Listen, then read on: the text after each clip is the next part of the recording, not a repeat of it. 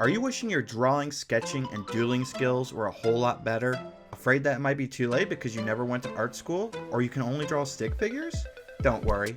I've got 5 great tips to get you drawing and sketching much better.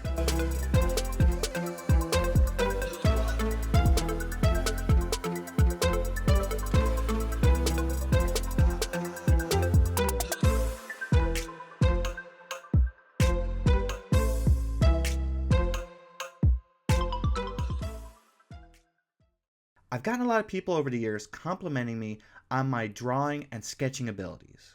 Time after time, I've heard the exact same thing follow that compliment. I wish I had drawing skills like that. Well, I'm here to tell you, it's never too late to start drawing. I'm going to share with you my top 5 tips on drawing and sketching much better. Each of these tips are things that I've utilized myself when I've wanted to up my drawing skills, or when I'm a little bit rusty and I need a little bit of help. And yes, before you ask, these skills can deteriorate if you don't practice.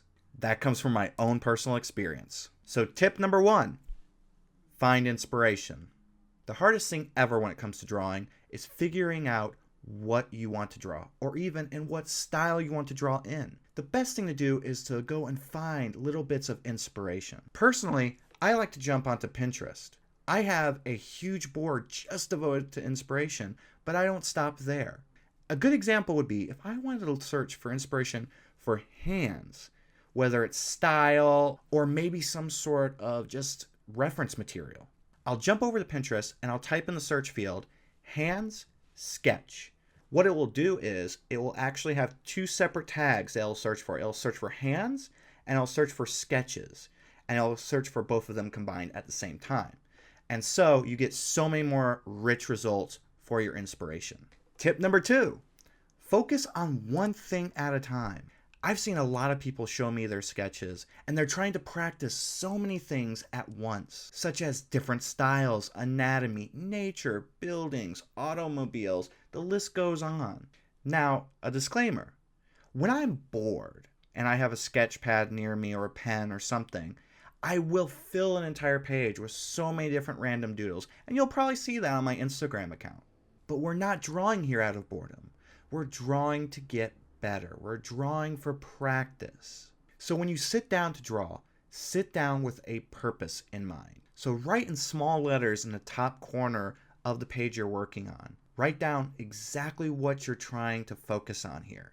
For instance, I'm going to be working on hands. So what I'm going to do is I'm going to write hand study in the top left corner of the page. I know after a while you're going to want to take a break and you're going to probably want to switch subject matters. And that's okay. But that sheet of paper is meant for one thing and one thing only. Hands. Or in your case, it could be emotions. It could be trees, wilderness, whatever. So save that piece of paper and you can go back to it later when you want to practice more on hands or whatever it is that you're working on. Now, tip number 3.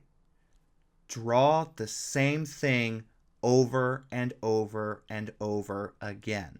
This is the power of repetition, the power of muscle memory. For instance, when you sit down to work on your hand study, you sit down and you create, who knows, up to 200 hands on that single sheet of paper or multiple sheets of paper. And that's fine. When you do this, when you practice and you draw the same exact thing over and over or different things over and over again, it creates muscle memory, which is very, very important for you as you draw more and more. So there's a reason why this is very important.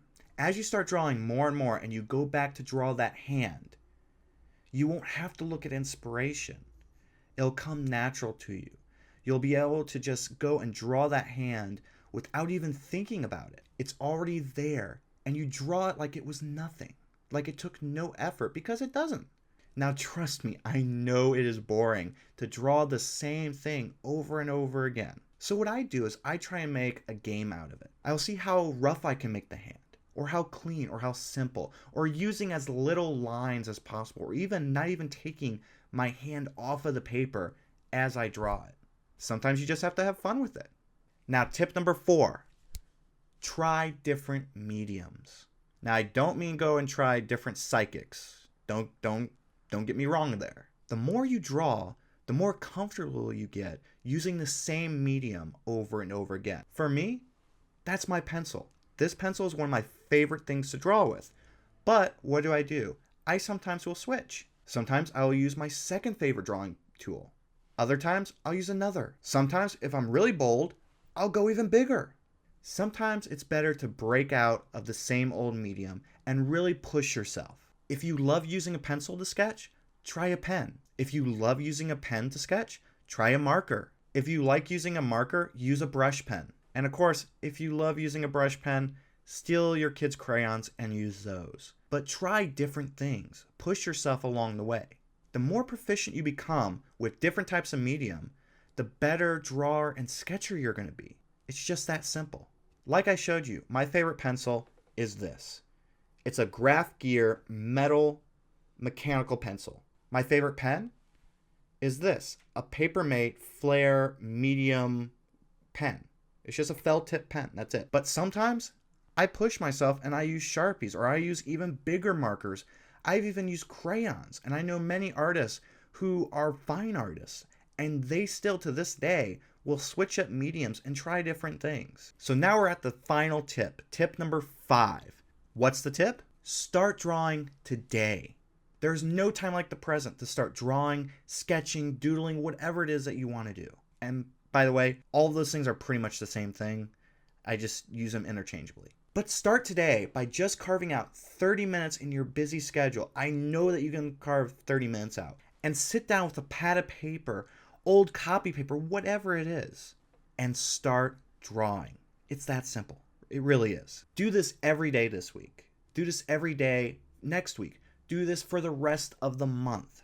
The more days you do this without stopping, the better you're going to be, and the more ingrained this will become in your mind. Like the old adage says, practice makes perfect. And with enough practice, anybody can be a good drawer. Everybody can be a great drawer. Trust me. All right, that's it for the list for today. I hope you enjoyed my 5 tips on becoming a better drawer and sketcher. So before I go, I'd like to give a shout out to my good friend Mike Jones, the founder of Creative South. Creative South is one of the best conferences I've ever been to, hands down. I've been going there for 4 years now, and this year will be my 5th year going. And trust me, this isn't my last year, by far. It's one of the best places to fuel your creativity and meet some amazing people. If you'd like to learn a little bit more or purchase a ticket, just follow the link below. And trust me when I say you will not want to miss this opportunity. It's going to be great. And of course, before I go, I want to thank all of you, all of my amazing subscribers, all of you who like my videos, share my videos, comment on them. You all make this so rewarding. Thank you, everybody. Until next time, remember, stay passionate, stay positive, and stay creative.